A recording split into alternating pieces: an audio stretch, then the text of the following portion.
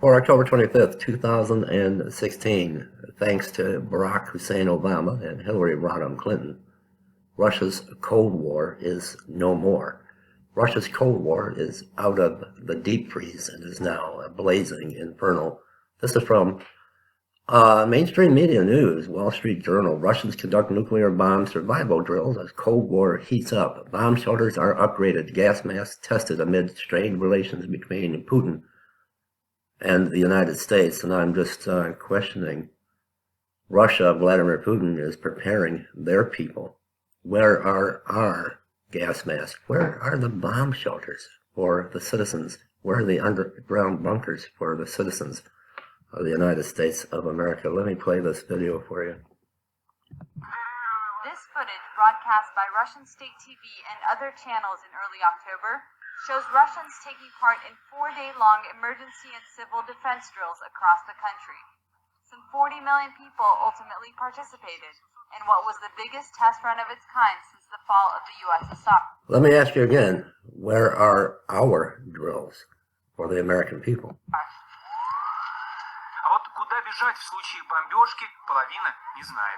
The drills were designed to train people how to survive in the event of a nuclear attack or other disasters.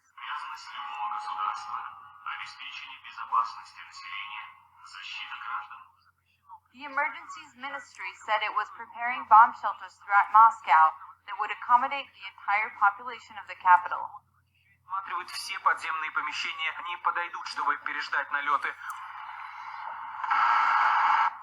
Videos of emergency workers in gas masks and preparatory tests for bomb shelters were prominently aired, and commentators on state TV could be heard making anti-American statements. России надоело высокомерное американское вранье. Уже известного достаточно, чтобы почувствовать новую атмосферу ожесточенности. Observers say the Kremlin's underlying goal of this kind of saber-rattling is to reinforce Russia's stature as a nuclear superpower on par with the U.S. and to distract from an economic recession. All right, let me continue on. Let me read just a little bit of this. I want to take you to another source if I can. This article is quite lengthy, so you'll have the link in the Show More section right above where you leave your comments. Moscow, and this was updated today, just a few hours ago. Russian authorities have stepped up nuclear war survival measures amid a showdown with Washington, dusting off Soviet-era civil defense plans and upgrading bomb shelters in the biggest cities. At the Kremlin's Ministry of Emergency Situations, the Cold War is back. Where are our bomb shelters? If you have a parent or a grandparent that was back in the time of the, I believe, the 1950s, and they had underground bomb shelters, they are no more. We have underground bunkers, but it's not for the American people. It's for the elite in case of a nuclear attack. The country recently held its biggest civil defense drill since the collapse of the USSR, with what officials said were 40 million people rehearsing a response to chemical and nuclear threats. Videos of emergency workers deployed in hazmat suits or checking the ventilation in bomb shelters were prominently aired on television when the 4 days of drills were held across the country. Students tried on gas masks and placed dummies on stretchers in school auditoriums. The capital civil defense plans are also being upgraded, said Andrei Mishenko, deputy head of the ministry. An inventory was taken in Moscow of the city's underground spaces. Where are the United States citizens' underground spaces? In order to allow us to plan for sheltering 100% of the city's population, he said, as reported by state news agency RIA. In parallel, commentators on state-dominated airways issued some of the shrillest anti-American rhetoric in years. Russia is sick of America's arrogant lies. Influential commentator Dmitry Kozlov said this month after a Syrian peace plan collapsed.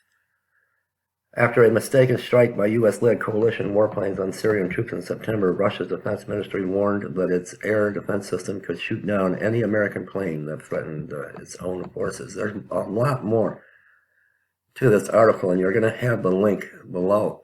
Now, Hillary Clinton And but the Clinton machine, along with Barack Obama, are blaming Russia for the WikiLeaks, the hacked emails, and they are just poking Russia, the big dog, just poking Russia. And I believe, and this is not to bring fear to anyone viewing this, I believe Vladimir Putin, who is not close friends, they are not comrades at arms with Donald Trump. I think he's waiting to see the outcome of the elections November the 8th, to see if the American people have really had enough of the Clinton regime and the Obama regime, and to see if they vote in Donald Trump. If not, it might be on.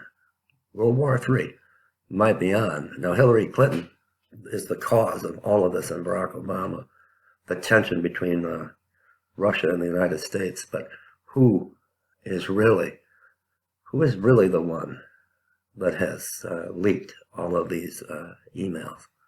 Let me take you to another article if I can.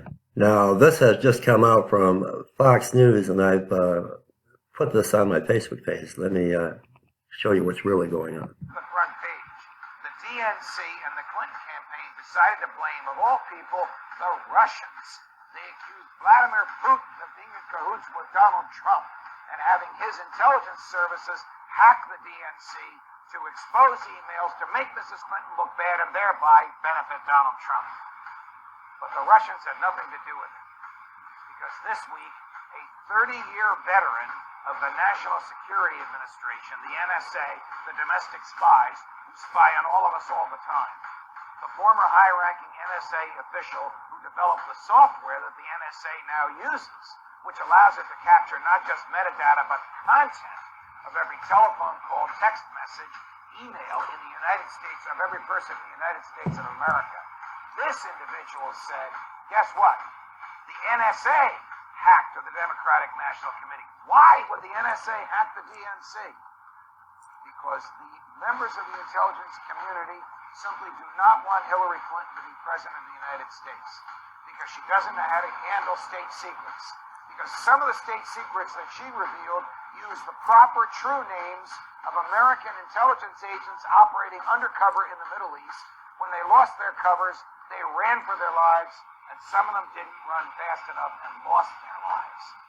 It's very telling that the intelligence community would feel so strongly about Mrs. Clinton that they would attempt to sabotage her campaign to prevent her from becoming their boss.